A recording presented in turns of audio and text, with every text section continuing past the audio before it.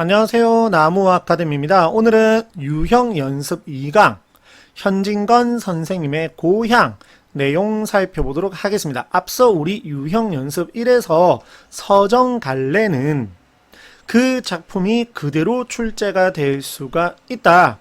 이것이 중요하므로 연계작품을 학습을 할 때는 해당 작품을 정확하게 저는 학생들에게 아는 작품으로 만든다 라고 하거든요. 무슨 말이냐? 만약에 우리 앞선 영상에서 나왔었던 첫사랑이 만약에 수능이나 혹은 9월 모의고사에 출제가 되었을 때 해당 작품을 읽으면 되지 않는다라는 겁니다. 읽으면 안 된다라는 겁니다. 왜냐? 아는 작품이기 때문입니다. 하지만 이번 강에서 나온 고향은 현대소설입니다. 물론 장편 소설이 아니라서 그렇게 길지는 않지만 그래도 이만큼의 전체 길이에서 우리 수능 완성에 예를 들어서 이만큼이 출제가 되었는데 과연 여기에서 9월 11월에 나올 가능성이 얼마나 있겠습니까? 물론 요즘 추세는 걸치는, 즉 예를 들어서 이렇게 나온다거나 아주 조금 걸치는 거죠.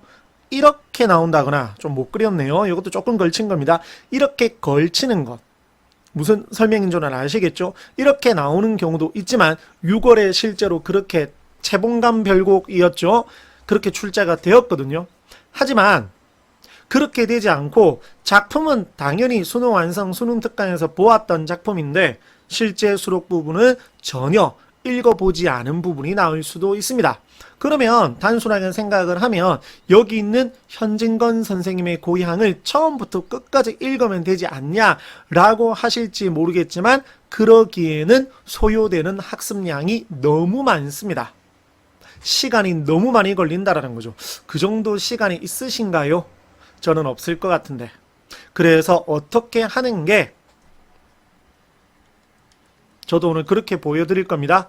여기 있는 전체 줄거리를 중심으로 이 작품이 어떤 흐름을 지니고 있느냐 이러한 내용들, 그래서 조금은 더 부가적인 설명들이 더 중요하다라고 볼 수가 있겠습니다. 자, 그래서 전체 줄거리 핵심 정리 부분, 보통은 시 같은 경우에는 여기를 그냥 보여드리죠. 하지만 서사갈래에서는 특히나 수능 완성에서는 내신 대비를 위해서 수능 특강을 공부하시는 학생들이 많잖아요. 그러나 이제 내신에서는 수능 특강에 실려있던 부분이 그대로 나오잖아요. 학교에서 그렇게 출제를 하시죠. 하지만 수능 완성을 내신 대비로 물론 2학기 때 사용하지만 2학기는 입시에 반영이 되고 있지 않죠. 소용이 없습니다. 필요가 없다라는 거죠. 자, 한번 볼게요. 갈래는 단편이고 액자식 구성 방식을 알죠? 이렇게 외화가 있고 내화가 있는데 바깥 이야기가 나가 글을 관찰하는 거고 내화가 이 그의 이야기입니다. 이런 식. 그래서 시점이 무슨 시점?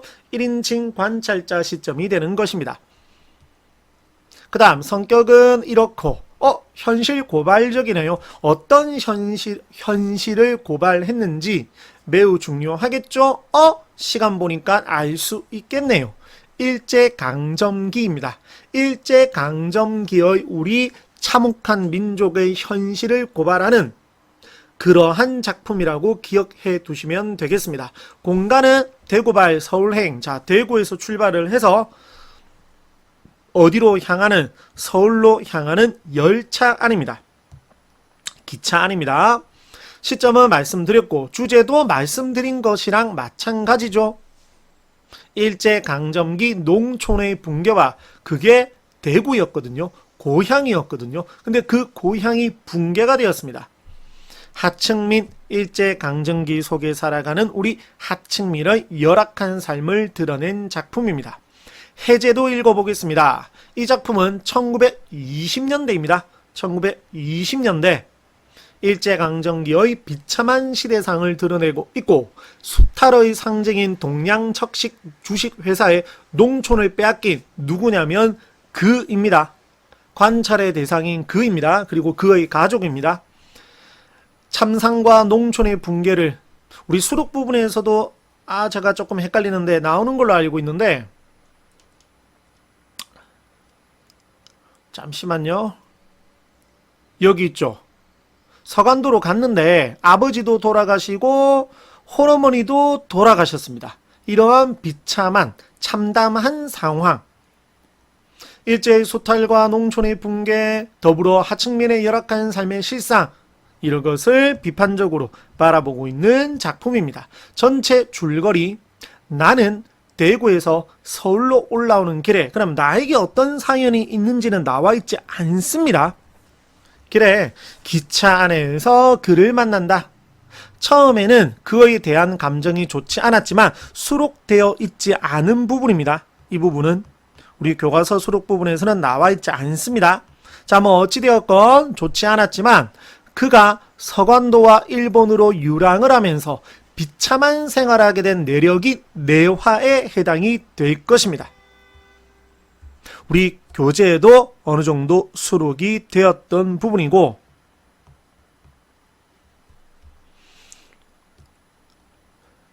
듣게 되면서 그에 대한 반감이 풀리게 됩니다. 그래서 나는 그가 자신의 고향이 폐허가 된 것을 한탄하며 눈물을 흘리는 것을 보면서 그의 얼굴에서 음산하고 비참한 조선의 얼굴, 여기 보시면 여기 있죠.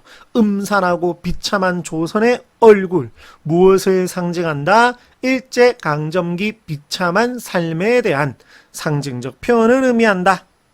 됐습니까?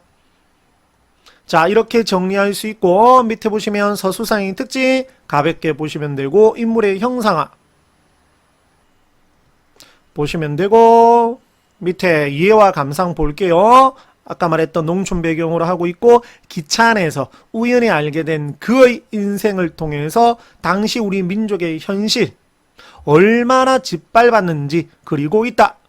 극적인 사건의 전개나 인물 관계, 즉 나와 그의 관계가 뭐 엄청 극적으로 전개가 되고 이런 것은 전혀 없거든요.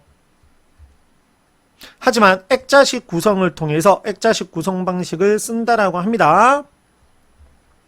통해서 사실주의 문학의 전형성. 기차 안에서 그와 대화를 나누게 된 나는 첫인상만으로는 그를 탐탁게 앞에서 봤던 그 내용이죠. 이렇게 기억을 해두시면 될 것 같습니다. 자, 수록 부분 간단하게 정리만 해드리면, 자, 여기 보시면 반감이 풀림이라고 되어 있죠. 그러면 수록되어 있지 않은 부분에서 반감이 있었고, 그러면서 이제 이야기를 듣게 됩니다. 밑에 여기 있죠. 그의 신세타령, 여기가 이제 내화에 해당이 된다라고 볼 수가 있겠죠. 다들 아시다시피 문제는 보시면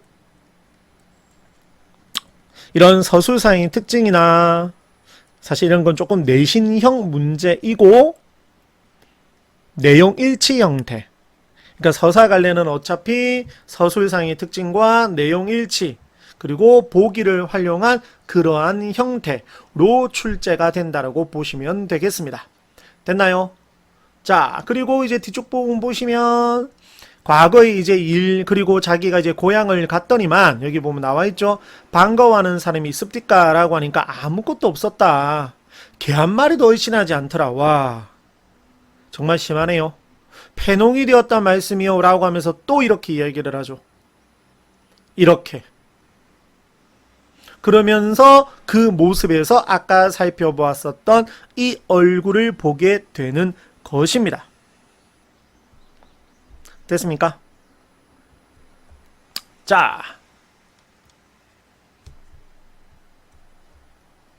오늘 영상도 학생 여러분들께 수능 대비에 많은 도움이 되었으면 좋겠습니다. 감사합니다.